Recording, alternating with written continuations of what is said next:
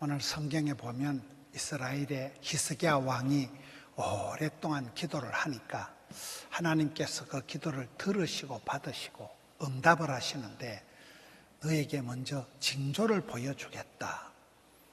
여러분, 사람이 갑자기 몸이 아프거나 갑자기 일이 일어나지 않아요. 반드시 전조 현상이, 징조가 있습니다. 사인이 미리 나옵니다. 하나님께서 징조를 보여주시는데, 이게 이스라엘 백성들이 아수르와의 오랜 전쟁 가운데 참 지치고 상하고 있는 이스라엘 백성들에게 농사를 회복시켜 주겠다. 근데 그 회복시킬 때는 잘난 사람, 똑똑한 사람, 힘센 사람이 아니고 전쟁통에 남아있는 찌끄레기 같은 사람을 통해서, 남은 자를 통해서 소위 플랜 B가 작동이 되면서 구원 역사를 이룬다. 이 모든 것을 이루는 것은 사람의 열심이 아니고 하나님의 열심, 하나님의 열심이 마침내 일을 성취한다는 게 오늘 본문의 내용입니다. 여러분, 모든 일에는 징조가 있다는 거예요.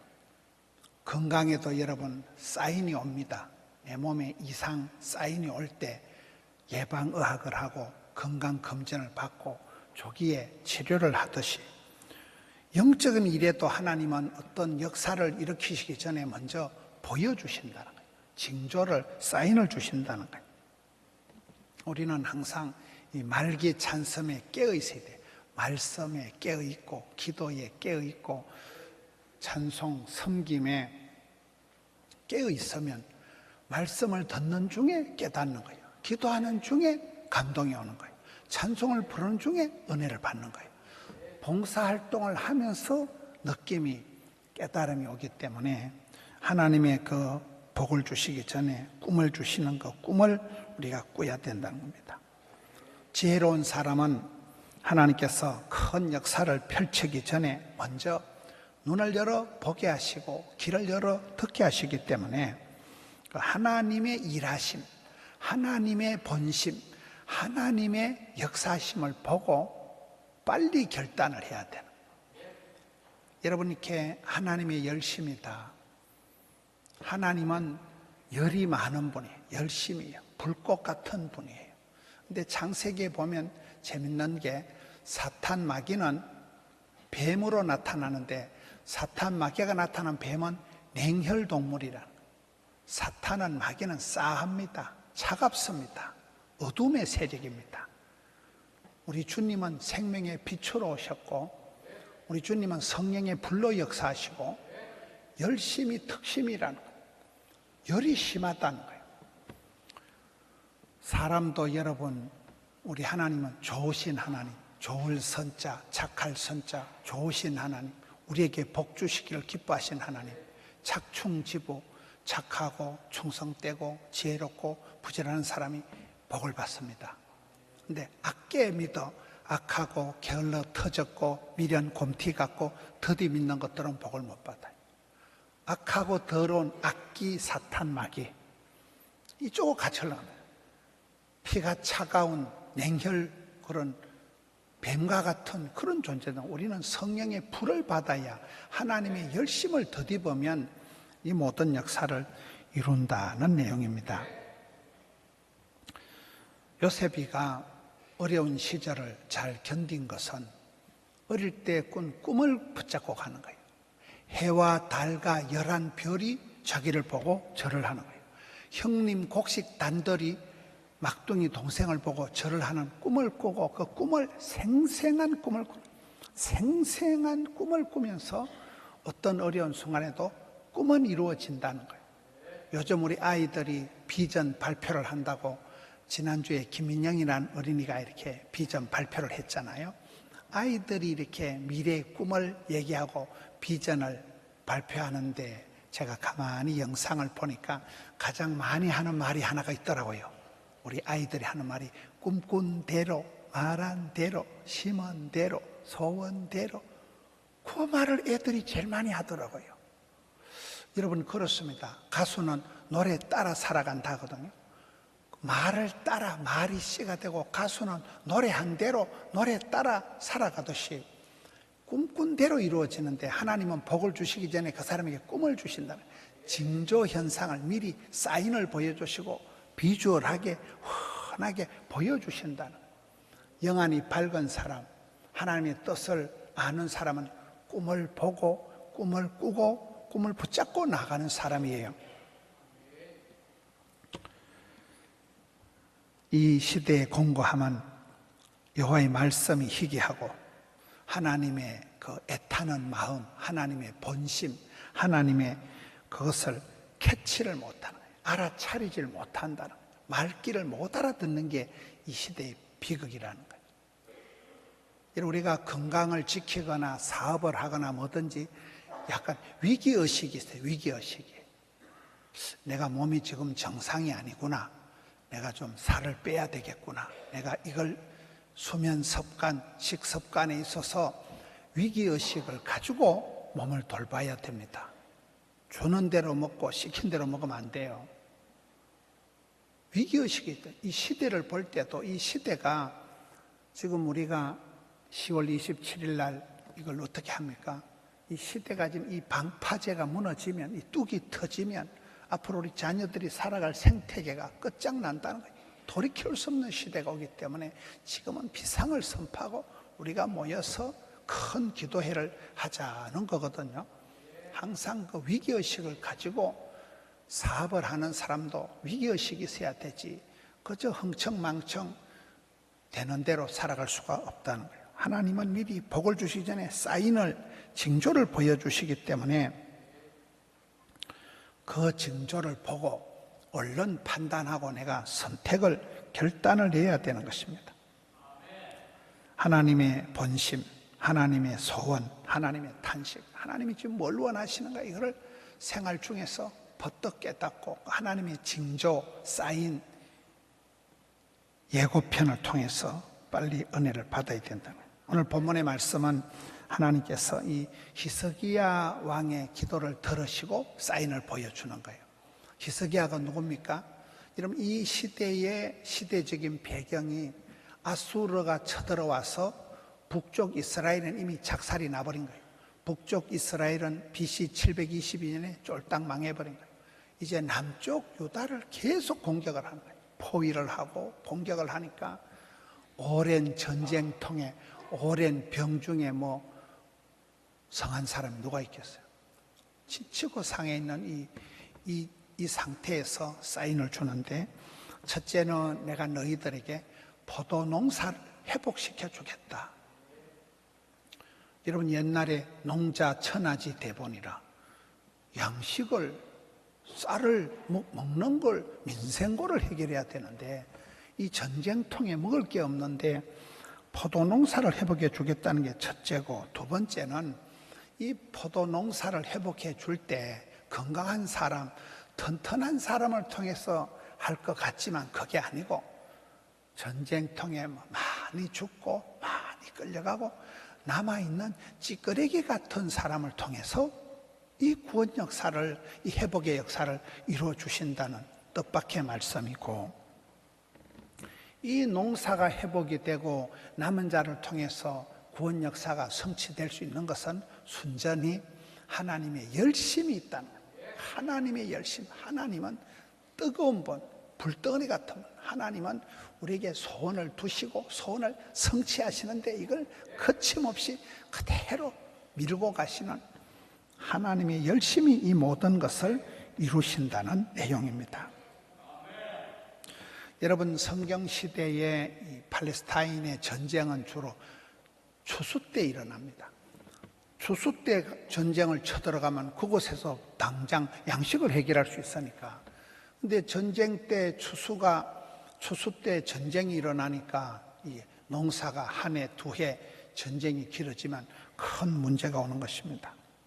전쟁의 피해가 얼마나 심각한가는 지난번에 한국사 일타 강사 전한길 선생님이 왔을 때 들어보니까 우리나라 삼국시대는 3년마다 한 번씩 난리가 터졌다는 거예요. 이 땅이 평안한 날이 없는 거예요. 여러분, 임진왜란은 7년 동안이 대한민국이 쑥대밭이 됐습니다. 조선 땅이. 6.25 동란 3년 동안 난리를 치우고 온 세상이 엉망진창이 되었잖아요. 그렇습니다. 지금도 우리나라는 휴전 상태잖아요. 대한민국이 세계의 화약고고 휴전 상태다. 핵전쟁의 위협이 있고 이게 전쟁통에는 아무것도 안 된다.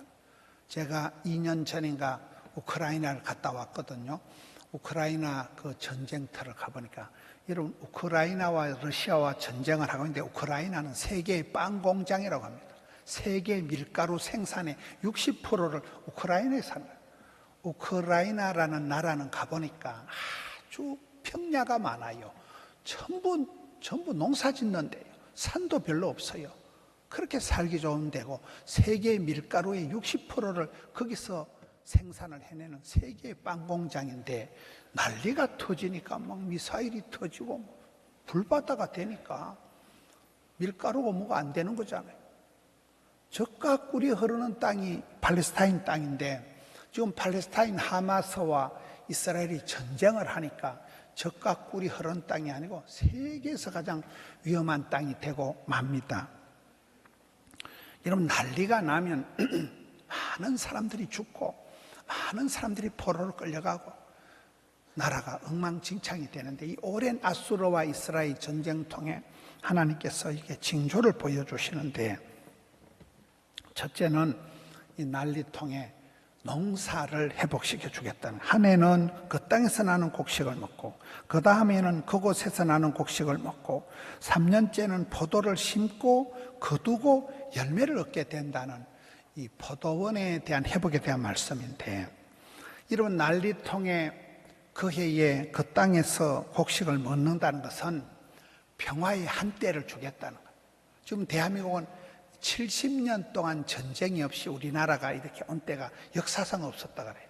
그래서 대한민국이 그 70년 어간에 뿔떡 일어나 세계 10대 무역 강국으로 이렇게 일어난 거잖아요.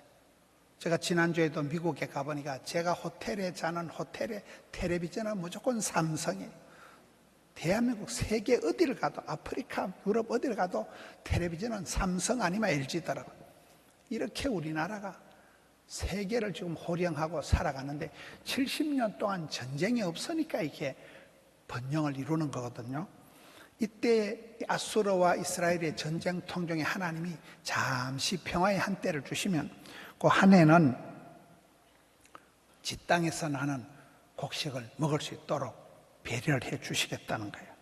평화의 한때입니다. 메뚜기 한철입니다.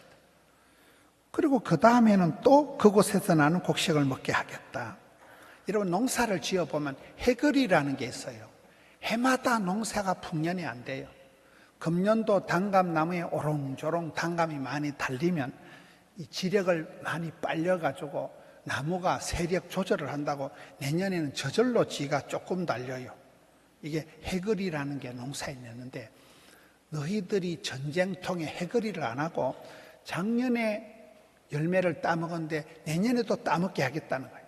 하나님이 이어준다는 거예요. 400m 계주 달리기를 하면 한 사람, 두 사람, 세 사람, 네 사람이 다 잘 달려야지 한 사람이라도 바톤을 떨어뜨리면 큰일 나거든요. 성경 역사는 이어지는 역사예요. 아이의 축복이 뭡니까? 아브라함, 이삭, 야곱, 요셉. 신약의 외할머니 로이스, 어머니 유닉의 그 손자 디모데, 대를 이어서 끊어지지 않고 이어지는 게 중요해요. 모세가 죽고 여호수아가 나타나고 엘리야가 죽고 엘리사가 나타나고, 그거는 부자지간이 아니에요. 바울은 장가도 안 갔습니다. 바울이 죽고 바울 뒤에 믿음의 아들 디모데가 나타나고, 다윗이 죽고 솔로몬이 나타나지. 연결이 된다는 거예요. 샘물의 축복이 뭡니까? 물된 동산. 샘물의 축복은 샘물이 끊어지지 않고 막히지 않고 중단이 되지 않고 졸졸졸졸졸 흘러간다는 거예요. 이스라엘 땅에 전쟁통에 곡식을 못 거두는데 해를 이어서 작년에도 열매를 따먹고 올해도 열매를 따먹도록 하나님께서 평화의 한때를 이어주신다는 게 이게 두 번째예요. 3년째는 포도를 심고 거두고 열매를 얻게 된다. 이 말씀은 추나 추동, 농사 전반이 회복이 된다는 거예요. 여러분, 농사를 지어보면 봄철에는 요즘 같으면 냉해가 있어요. 냉해가. 봄이 됐는데도 너무 날씨가 추우니까 꽃이 제대로 안 피는 거예요, 이게. 이 수정이 안 된다고요, 꽃이. 벌이 못 날아다니고. 여름에는 너무 더워요. 추석이 지났는데도 더워요. 또 요즘 며칠은 물이 무슨 하늘이 빵구가 난 듯이 물폭탄이 쏟아지는 날씨가 이러니까 여러분, 농사라는 거는 봄, 여름, 가을, 겨울이 다 온전해야 되지. 봄철에 씨가 안 나도 꽃이 안 피어도 안 되고, 여름철에 비가 많이 와도 안 되고, 비가 적게 와도 안 되고, 가을철에 지금 추수 때가 다 됐는데 물폭탄을 만나가지고 물에 다 잠겨버리도 안 된다. 근데 하나님께서 추나 추동, 봄, 여름, 가을, 겨울 전반적으로 은혜를 베풀어 주셔서 평화의 때를 길게 곱게 넓게 해주셔서 이스라엘 백성들이 포도 농사가 회복되겠다. 여러분, 옛날에는 민생고 먹고 사는 양식이 장땡인데 오늘도 그렇습니다. 하나님이 우리에게 건강 농사, 자식 농사, 사업 농사, 이 농사를 이게 포도원의 농사를 회복해 주시겠다는 게 첫 번째 징조입니다. 사람이 피로감이 많이 쌓이면 그게 병이 되거든요. 그런데 밤에 숙면을 취하고 단잠을 자고 나면 피로감이 사라지는 거예요. 저는 이번에 제가 미국을 다니면서 제가 가장 이렇게 은혜 받은 말씀이, 하나님은 아침마다 새 힘을 주시는구나. 날마다 때마다 새롭게 하시는 분이 우리 하나님이시구나. 그 말씀이 그렇게 은혜가 되더라고요. 날마다 때마다 아침마다 새 힘을 주시니까 우리가 피로감을 떨치고 우울증을 떨치고 일어나는 거거든요. 이게 포도원의 농사가 그렇다는 거예요.